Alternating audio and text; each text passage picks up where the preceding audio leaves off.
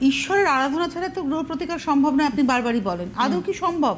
না, সম্ভব নয়। এবং সেক্ষেত্রে দাঁড়িয়ে সাধারণ দিনে করা গ্রহ প্রতিকার এবং বিশেষ দিনে করা গ্রহ প্রতিকার এবং সেক্ষেত্রে দাঁড়িয়ে ঈশ্বরের আরাধনা সবটা নিয়ে যদি আজকে একটু আলোচনা করেন।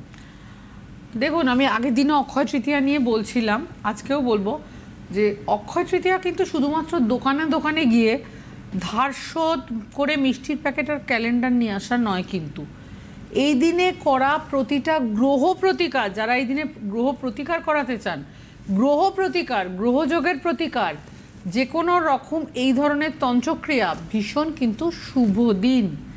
এবং এই দিনে করা প্রত্যেকটি গ্রহ প্রতিকার বা গ্রহ সংস্কার করা এই দিনে যদি করা হয়, সেখান থেকে কিন্তু যথেষ্ট শুভ ফল লাভ হয়। পুরাণ মতে পাণ্ডবদের বনবাস পর্ব সমাপ্ত হওয়ার পর ঋষি দুর্বাসা আগমন করেন পাণ্ডবদের গৃহে। দ্রৌপদী অক্ষয় পাত্রে ভোজন করিয়েছিলেন ঋষি দুর্বাসাকে। তিনি তৃপ্ত এবং সন্তুষ্ট হয়ে বর দিয়েছিলেন যে আজ অক্ষয় তৃতীয়া, এই তিথিতে যে ছোলার ছাতু, গুড়, ফল, বস্ত্র দিয়ে ভগবান বিষ্ণুর পুজো করবেন এবং কোনো দিন তার কোনো কিছুর অভাব হবে না। ভগবান শিব এই দিনেই কুবেরের তপস্যায় সন্তুষ্ট হয়ে কুবেরকে কিন্তু ধনেশ্বর করেছিলেন। পূজা, জপ, হোম, যজ্ঞ, যে কোনো রকমের দান, দক্ষিণা, ভোজন করানোর তিথি অক্ষয় তৃতীয়া। অক্ষয় শক্তির বিনাশ এবং শুভ শক্তির উত্থানের তিথি এই অক্ষয় তৃতীয়া।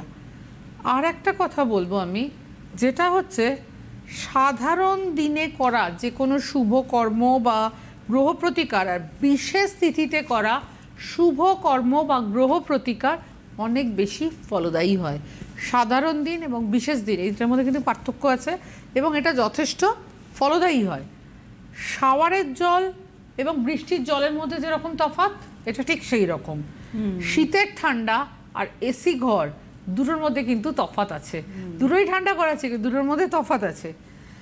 রং কিনতে পারলেই যেদিন খুশি দোল কিন্তু উপভোগ করা যায় না।